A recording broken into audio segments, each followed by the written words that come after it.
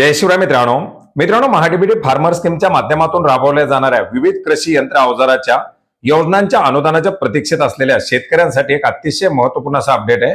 मित्रांनो, राज्य शासनाच्या माध्यमातून आज 9 फेब्रुवारी 2026 रोजी कोरडवाहू क्षेत्र विकास याचबरोबर केंद्र पुरस्कृत कृषी यांत्रिकीकरण उपाभियान SMEM या दोन्ही योजनांचे अनुदान निधी वितरित करण्यासाठी मंजुरी दिलेली आहे।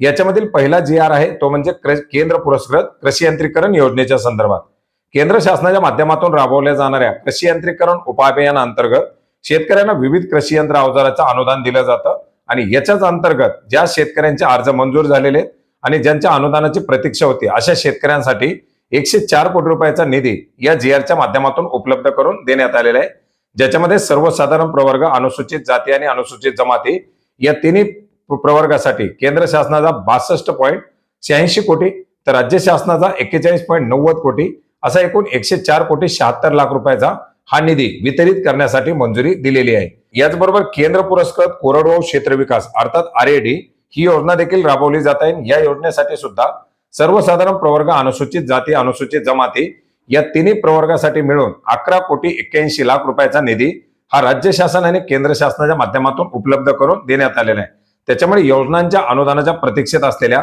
शेतकऱ्यांसाठी हा निधी आता उपलब्ध करून देण्यात आलेला आहे। निवड झालेल्या शेतकऱ्यांच्या अनुदान हे आधार संलग्न बँक खात्यावरती वितरित करावं अशा प्रकारच्या सूचना देखील या GRच्या माध्यमातून देण्यात आलेले आहेत। हे दोन्ही GR आपण maharashtra.gov.in या संकेतस्थळावरती पाहू शकता। याची लिंक आपल्याला व्हिडिओच्या डिस्क्रिप्शन बॉक्समध्ये सुद्धा मिळेल। धन्यवाद।